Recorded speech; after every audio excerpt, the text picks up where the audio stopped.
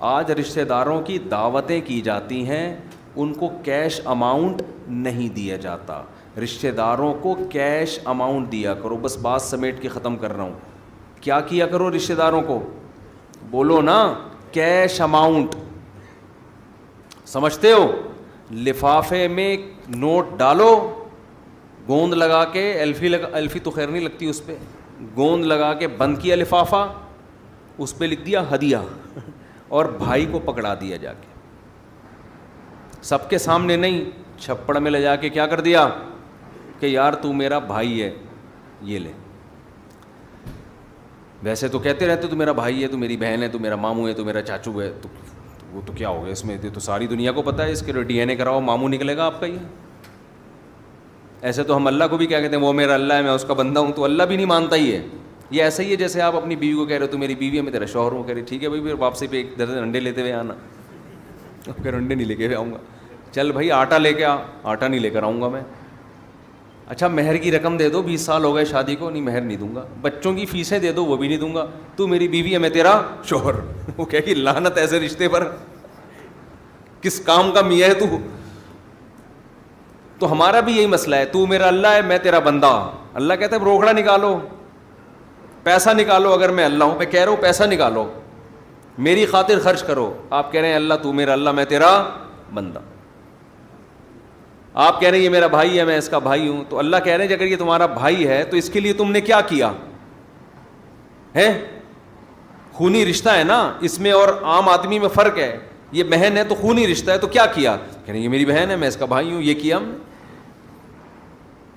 بچپن میں اکٹھے پلے بڑے ہیں, تو وہ تو اکٹھے اس لیے کہ ایک گھر میں پیدا ہو گئے, تو مجبوری تھی. اور یہ تھوڑی کہ پیدا اس گھر میں ہوئے, وہ وہاں رہے گا, وہ اس گھر میں رہے گا. تم نے کیا کیا؟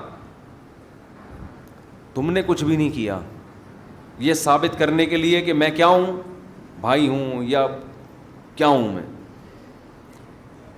روکھڑا خرچ کرو, روکھڑا. ایک واقعہ سنا کے بیان ختم کرتا ہوں.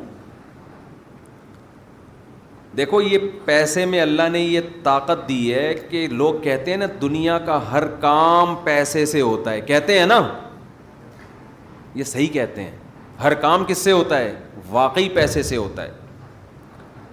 غلط کام بھی پیسے سے ہوتا ہے, صحیح کام بھی پیسے سے ہوتا ہے.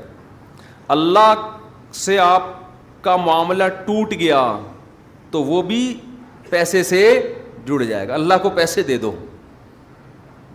حدیث میں آتا ہے صدقہ اللہ کے غضب کو ٹھنڈا کرتا ہے. اس کا مطلب یہی ہوا نا کہ اللہ کے لیے خرچ کرو, اللہ کہتے ہیں گویا مجھے دے رہے ہو پیسے. اسی طرح رشتہ داری اگر ٹوٹ گئی ہے تو ناجائز کر کے رشتہ داری مت جوڑو. لوگ رشتہ داری کیسے جوڑ رہے ہیں؟ ناجائز باتوں میں رشتہ داروں کے ساتھ شریک ہو رہے ہیں. شادیوں میں مکس گیدرنگ ہے, موسیقی کی محفلیں ہیں, آپ جا رہے ہو شادی میں, اس لیے کہ نہیں گیا تو رشتہ دار ناراض ہو جائیں گے. یہاں آپ کو اجازت نہیں ہے جانے کی, ہو جائے ناراض. لیکن اس ناراضی سے بچنے کا طریقہ کیا ہے؟ کیا خرچ کرو؟ پیسہ. ججوں کو خرید لیا جاتا ہے پیسے سے میرے بھائی. 12 بجے عدالتیں کھل سکتی ہیں, 12:45 بجے عدالتیں کھل سکتی ہیں, سب کچھ ہوتا ہے پاکستان. تو اتوار کے دن کھل جاتی ہیں, اور جن کے پاس پیسہ نہیں ہے آپ ان کے کیس دیکھ لو, 30 سال سے لٹکے ہوئے. مشہور ہے نا, ایک مرغی چھڑانے کے لیے بھینس کی قربانی دینی پڑتی ہے. ایک مرغی چھڑانے کے لیے, آپ کی مرغی چوری ہو گئی, عدالت میں کیس کرو, جج کو بھینس دو گے تو وہ مرغی چھڑواؤ گے آپ. تو پیسہ خرچ کرنے سے اللہ بھی راضی ہوتا ہے اور رشتہ داری بھی جڑتی ہے. تہادوا تحابوا, حدیث میں آتا ہے ایک دوسرے کو ہدیے دیا کرو, اس سے آپس میں محبت بڑھتی ہے. لیکن ہدیوں میں یہ جو لفافوں کا سیٹ اپ چل رہا ہے, یہ والے ہدیے مراد نہیں ہیں. دولہے کو جو لفافے دیے جاتے ہیں, بچوں کی پیدائش پہ جو لفافے دیے جاتے ہیں, اس سے رشتہ داری بڑھتی نہیں بلکہ ٹوٹتی ہے. لوگ کہتے ہیں کم بخت کی پھر شادی ہو رہی ہے, پھر لفافہ دینا پڑے گا اس کم بخت کو. بچہ پیدا ہو گیا, پھر کم بخت کو پیسے دینے پڑیں گے. مفتی صاحب کے بیان میں بیٹھتا ہے تیسرا بھی پیدا ہو گیا اب. اور خواتین کی اپنی جیب سے تو جا نہیں رہا ہوتا, میاں کے پیسے جا رہے ہوتے ہیں لفافوں میں. یہ لفافے چھوڑ دو, یہ سب کو پتہ ہے یہ ایک جرمانہ ہے, پینلٹی ہے دینی ہے, سب کو پتہ ہے. اس سے نہیں محبت بڑھتی. پیسے خرچ کیا کرو, نہیں بھی پیدا ہوا دے دو جا کے, کہ ہو سکتا ہے پیدا ہو جائے, اسی خوشی میں پیدا ہو جائے. تو غریب آدمی بھی صدقہ کرے اور مالدار بھی. صدقہ کہاں کرے؟ سب رشتہ داروں کو تو بغیر ضرورت کے کرے, ان پہ نہیں ضرورت ہے تو بھی. جب صحابہ نے پوچھا نا یا رسول اللہ آپ اتنا حکم دے رہے ہیں خیرات کا, صدقہ خیرات ایک ہی چیز ہے, تو ہم کہاں کریں؟ تو قرآن نے کیا کہا؟ ما انفقتم من خیر فللوالدین. سب سے پہلے کس پر؟ والدین پر, کیونکہ سب سے قریبی رشتہ کس کا ہوتا ہے؟ والدین. والاقربین, اور پھر جو جتنا قریبی رشتہ ہے, والدین کے بعد بھائی اور بہن کا رشتہ سب سے قریبی, پھر چچا, پھپھو, ماموں, خالہ, یہ رشتہ اس کے بعد, پھر ان کی اولادیں. سمجھتے ہو کہ نہیں سمجھتے؟ تو جتنا قریبی رشتہ ہے اس پر خرچ کرنے سے اتنا ہی ثواب, ڈبل ثواب ہے. نبی نے فرمایا جو قریبی رشتوں پہ خرچ کرتا ہے اس کو 2 ثواب, ایک صدقے کا اور ایک رشتہ داری جوڑنے کا ثواب ملتا ہے. ہمیں بھی کچھ سخاوت کی توفیق عطا فرمائے, کچھ مساکین کا, غربا کا جو واقعی مستحق ہیں. اس کا ایک بڑا فائدہ پتہ ہے کیا ہوتا ہے؟ جب آپ خرچ کرتے ہو نا تو اللہ پھر آپ کو لوگوں کے سامنے ہاتھ پھیلانے سے روک دیتا ہے. یہ بڑا خاندانی کام ہو جاتا ہے. جو خرچ نہیں کرتا وہ پھر مانگتا ہے, جو خرچ کر دیتا ہے اس کی بڑی, جب وہ اپنے پیسے دے رہا ہے دوسروں کو تو دوسروں سے کیسے مانگے گا؟